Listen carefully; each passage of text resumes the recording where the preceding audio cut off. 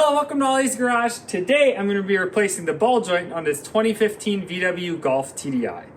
The way we noticed the ball joint was bad was, well, when you spin the wheel, as you can see right here, it's making a lot of squeaking noise. And when we look underneath the vehicle, you can see that physically the control arm is actually jumping up and down because that ball joint is so loose. So we're going to replace it. Stay tuned. Tools and parts, you mainly just need hand tools, and then we're going to need the ball joint. And make sure you get these 3 nuts because those are one-time use. You should also be getting a nut with this or buying one because that's also only a one-time use. We're going to be replacing that after the video is complete. The one additional tool you need besides your normal hand tools is one of these ball joint separators. Make sure you buy the good one like this. I'll link it below, but this thing is really worth it. Before we jack the vehicle up, make sure that we chock the rear tire and set the parking brake. It's a little hard to see, but I'm just putting the jack underneath the subframe to jack the vehicle up, because the jack point is actually under the front portion of the rocker there. There's always that reinforced place, so that's where we're actually placing the jack stands. And here on the other side, same thing. Just underneath the subframe, make sure you don't bend anything, and then we'll place that jack stand again right underneath there under that reinforced portion of the pinch weld. With the car jacked up, we're gonna give it a quick shake, make sure it doesn't fall off when I kick the tire off. All right. We're gonna pull the tire off. First, we gotta pull off these little lug nut covers, so you can just use a pick there to get in there.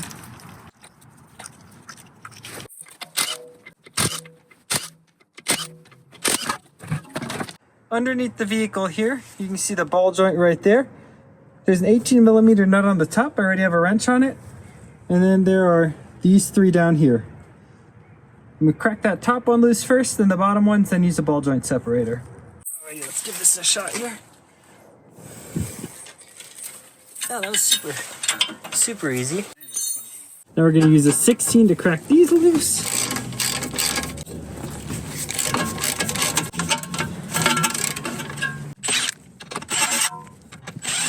All right, now we're gonna crack this ball joint loose. Ball joint separator is a key tool to make this better. And don't get one of those, just the thing that's just the Y. Get one of these, I'll link it below.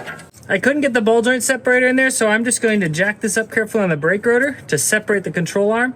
And then when it's jacked up, I'll get that ball joint separator in there.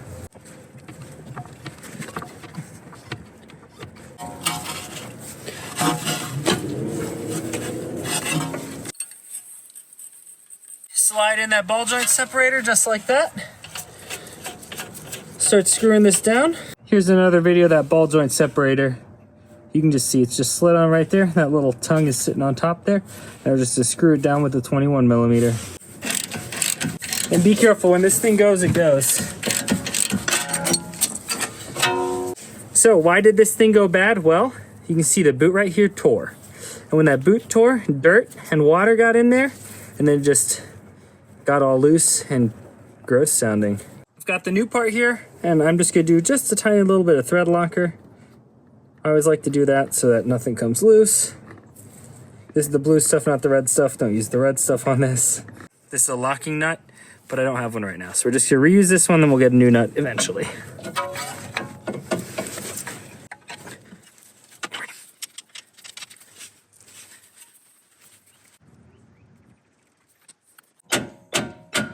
There we go. Hammering on a wood block always helps because then you don't actually have to, hammer on the metal and break any components. These 3 bolts we're going to tighten when it's all the way on the ground, but we're just going to make them snug for now.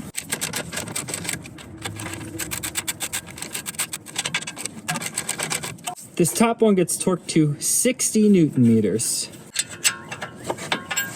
So you really need a crow's foot to get into here to do that, but I'm just going to make it nice and snug.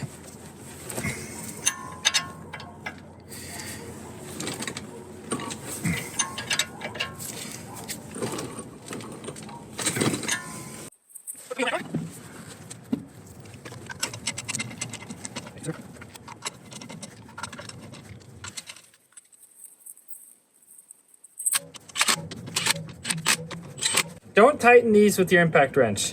We're gonna torque them. I just made them snug. We're gonna torque them when it's on the ground. We're gonna torque the lug nuts to 120 Newton meters. Remember to do this in a star pattern. Now we get to torque these to 40 Newton meters and then another 45-degree turn. Now we gotta do the last 45 here. So the thing is, don't use a torque wrench because you're not supposed to go past the click on it. So I just have this little wrench right here. We're just gonna put it on. So I know how far 90 is. That'll bring it up to, here. So we're just gonna go half of that right about there. And that's it, number one, complete. This little flex head is super convenient for these. 2 complete. And 3 complete. Moment of truth. Let's see if it squeaks. Look at that. Perfect. With the ball joint replaced, you heard there was no squeaking, so the repair was successful. But after you do that, you really ought to get an alignment.